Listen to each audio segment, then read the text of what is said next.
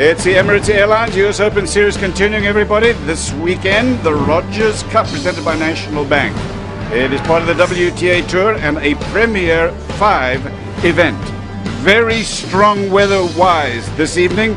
Very pleasant conditions, a slight breeze as you can see, but for the most part, about as good as you can get. Maybe slightly humid. And a very warm greeting to everybody. I'm Cliff Drysdale alongside Pam Shriver. And Pam, you're too young to remember the days of Monday night tennis, but on PBS for all of those years we enjoyed it on the clay courts. I remember Guillermo Vilas having wonderful seasons on that surface. But what you do well remember is the start of the US Open Series and what it has become. Let's remember that Wimbledon is over now, the Olympics are over, and now we begin to zero in on the fourth major of the year at the US Open. Well, I actually do recall quite a few Monday night finals recently in the US Open because of rain, and we've had some rain interruptions this week, but now we are in the heart of the US Hardcourt Summer Series. The Canadian Championships, the Rogers Cup is going to end tonight. Djokovic looked great last night taking out the men's title. We've got championships, but she has been Miss Houdini of not only this tournament here and her match yesterday in the semifinals, Pam, but also in the past against her opponent today. Well, it was just a stunner what we saw yesterday in the semifinals against Lucy Safarova down the near end of the court, a lefty from the Czech Republic who played a beautiful first set, lost the second set, and then came out on fire in the third, winning 5 of 6 games to take a 5-1 advantage. Then the entire match would change around. Li Na would never face a match point. Lucy Safarova's game would get tentative, she'd make a lot of unforced errors. She had trouble just hitting through her shot. She's going to have a pretty routine forehand approach coming up in just the next point, and then Li Na just continued to roll and roll and roll. This one, when you're free, you hit that away. Near the volley, she's tense. And so Li Na sensed it, Clippy, and she didn't let go. No, and I really felt bad for Safarova because she could feel it slipping away, and she, at the end, sort of felt like there really wasn't anything that she could do about it. Take a look at this here toward the end, and there it is with a match point, and Li Na comes back winning 6 straight games. And we question whether or not Safarova should have called her coach out, and we might see Li Na's husband tonight, who serves as her coach, for at least one more week. Again, these two players are big hitters, and they're starving for a title. I just think that Kvitova is a bigger hitter, Pam, because she's got so much game, that big forehand that she uses, and the serve that you're seeing her warm up now for this championship match. I mean, she can juice it up, and remember that Wimbledon final, how surprising she was against Serena? That's right, and that just came a couple of weeks after Li Na had won the French Open. These two have only played 3 times before, and they've had pretty close head-to-heads with a 2-1 advantage to Li Na. So Kvitova, she was the best player of the year last year with winning the WTA Championships, and she really needs to win tonight. So it is Monday night tennis, everybody, from Montreal. Hope you'll enjoy it. One big hitter and one very consistent Chinese.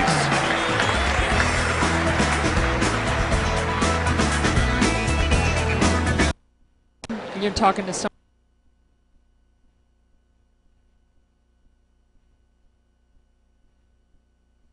To win? You're talking to someone who got the finals of their second major they ever played at 16 and never got back. I get what you're saying. It's exactly right. Expectations can be a total drag, but true champions figure it out.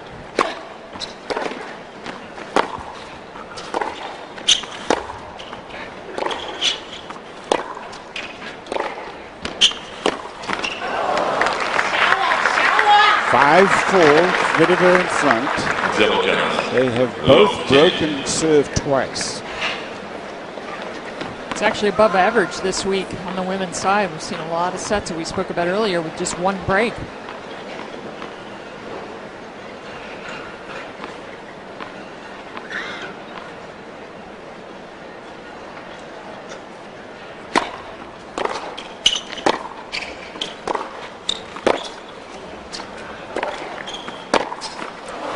Well, Kvitova was lucky that Li Na missed that last forehand. It was sort of a similar forehand that Kvitova had at 30-all.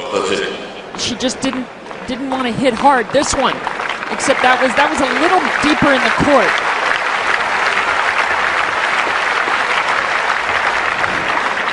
She relies so much on timing on the forehand, though, Pam.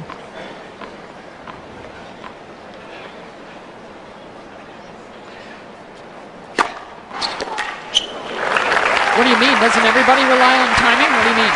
Well, she doesn't use her feet well enough on the forehand, I feel. On the backhand, she really gets her body into it, like Cliff said earlier. But on the forehand, she almost gets stagnant with the feet. And the timing of the swing has to rely on the ball coming right into the racket at the right time.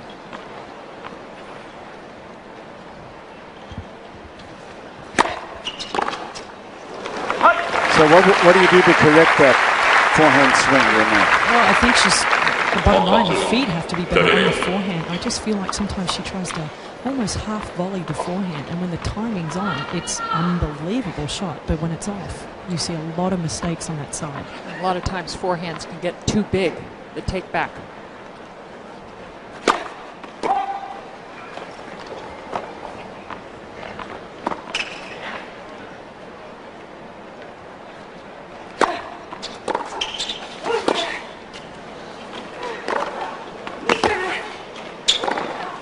Like that one.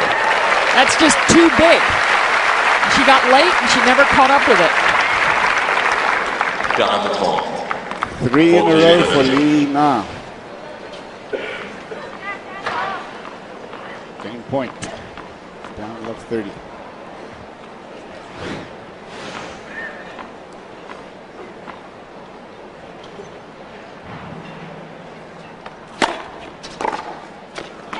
Yeah, the forehand's gone at the moment.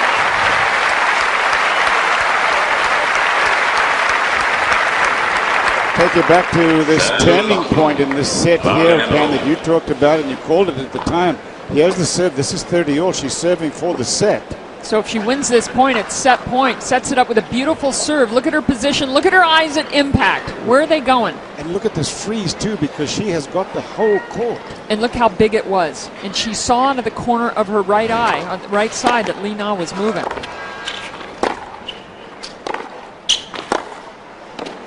Oh, so that set up the break the serve, and now it's 5 apiece, and we are in a battle royal. Do you think Li Na's done okay when her opponents have either served for the match or served for the set the last couple days? You think? 1-5 down? And then 6 straight games. It's Lucy Safarova in the semis.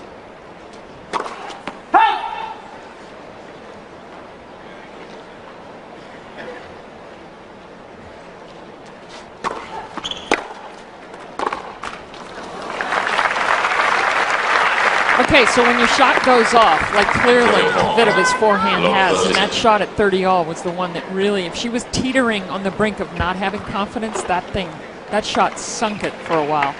How do you get it back? You hit more spin, you hit safer well inside the lines, or you just patient and know it'll come back? You're a big hitter.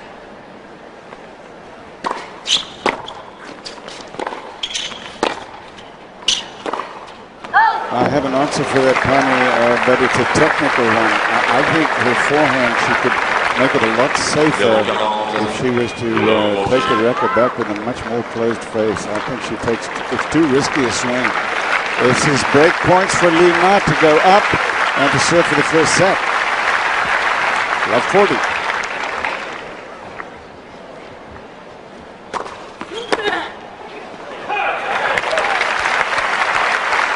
I always love when somebody has the power and the ability to serve big serves. Let's look at the returner and see how many times they're uncomfortable when they hit the return. That time, Li Na was a little uncomfortable. She had to take a couple of steps.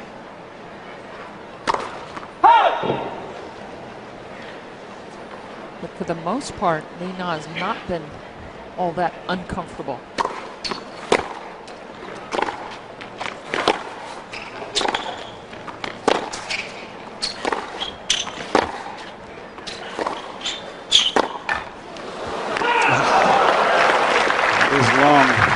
Watch Li Na, folks, at home, and you're a tennis player and you're interested in learning. It's a really good thing sometimes just to watch one player like Li Na and to watch her foot movements and the way that she gets from one ball to the next. Moves so well. But did you see there, as that ball was coming to a cliff, the feet stopped on the forehand, and that's not what happens with the backhand. Yep. A lot of players with the unease of hitting the forehand side, it affects the feet. Still break point.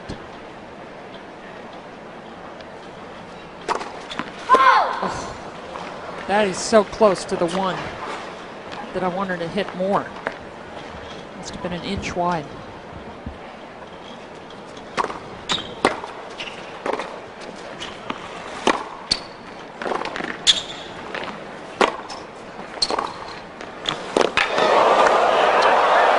Oh, 3 in a row. Outstanding play for Kvitova. Down low 40. It's now deuce. You'd think she had a little bit of anxiety with that easy forehand after what we've seen the last couple of games. I know this forehand looks really simple coming up after some really strong defense. But when you've missed a lot, it's not, especially at 5-all. What an unbelievable backhand down the line, though, to set up that easy forehand. Incredible.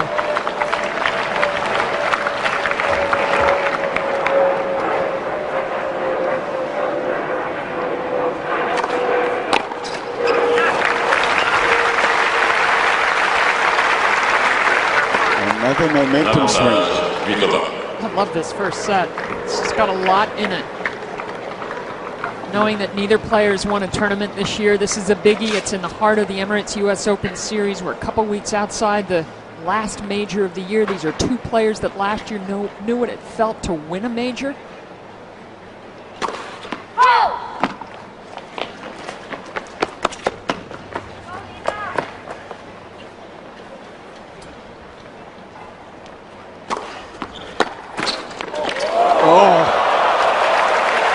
Talk about turning points. That's a potential turning point. A smile there from Linard. I know she takes things really in good spirit. Well, no wonder on that one. Yesterday, after her big comeback, winning 6 in a row with Lucia Safarova, she sort of said, you know what, I'm just out there playing and hitting, trying to win the next point. She can also get as grumpy as anybody out there.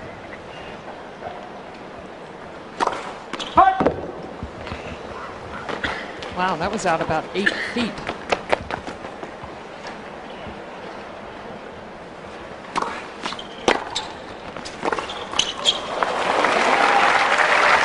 That was tight. That second serve was probably the slowest one she's hit in the match, and that ball that she hit into the net, not moving the feet at all. Well, whenever someone misses a serve by 8 feet, I kind of wonder at 5-all what they're feeling. Can't be concentration.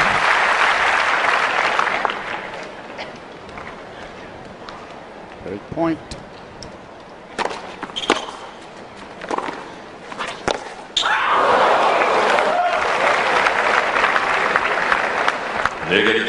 You know, there's some first sets that you play that don't feel like a first set. I mean, they feel like a decider set. This set feels like a decider set. And that just proves how human it is, because Kvitova just took her headband off. Gave it to the board boy. Yuck.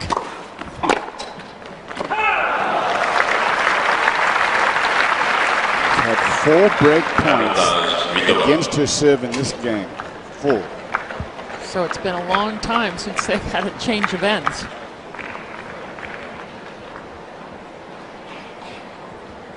Game point.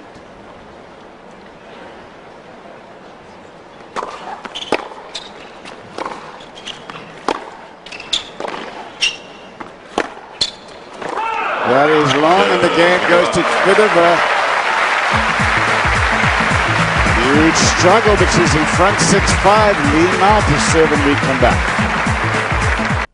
Of China, winner of the French Championships, also in 2011.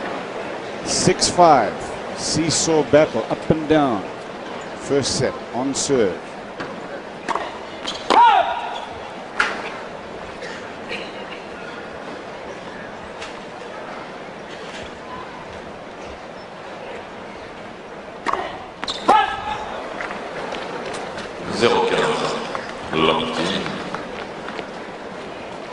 First double.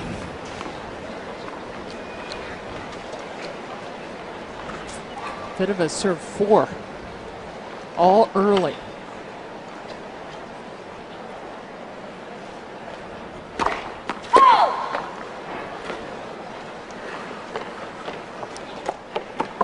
Missed 3 serves in a row, makes this one a little tense.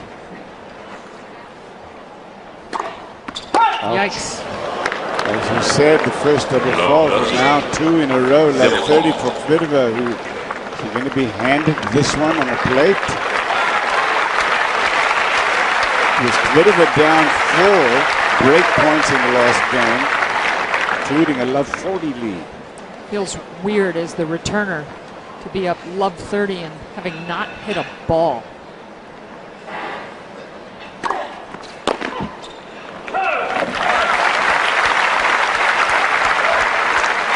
I was going to say it feels pretty good. It's very different though. It's easy to do exactly what she did there. Kind of lose focus, get a little excited with 2 doubles in a row. Miss the return.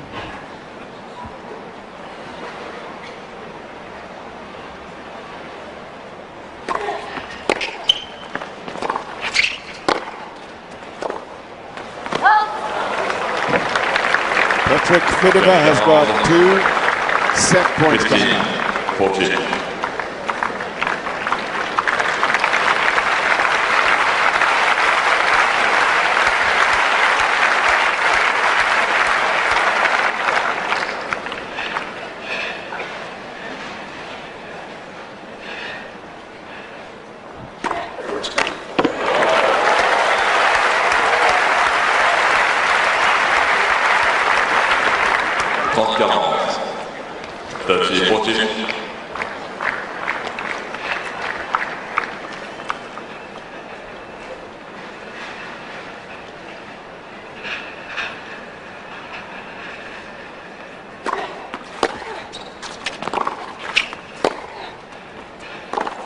Wow. Oh.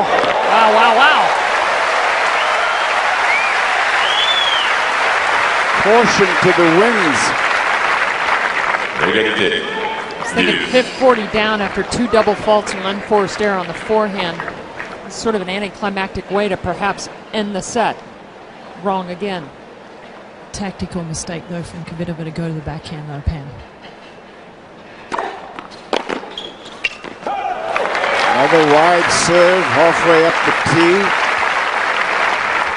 Avantage lead. This time the right-hander serve into the left-hander. The return, and it works fine. Game point.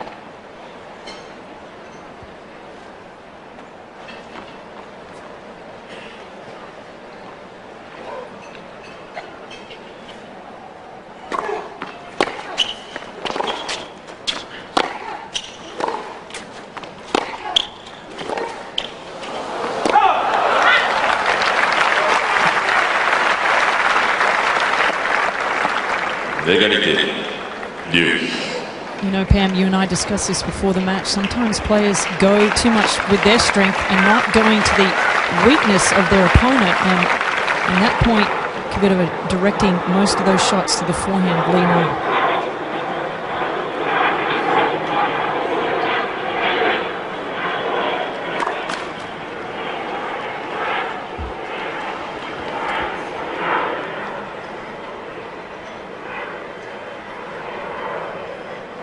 A couple times struggling with a toss.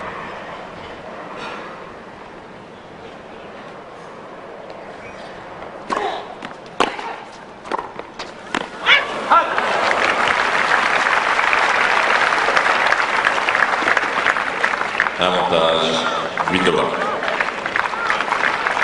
Really strong, flat, two-handed return deep in the court, and Kvitova with another set point.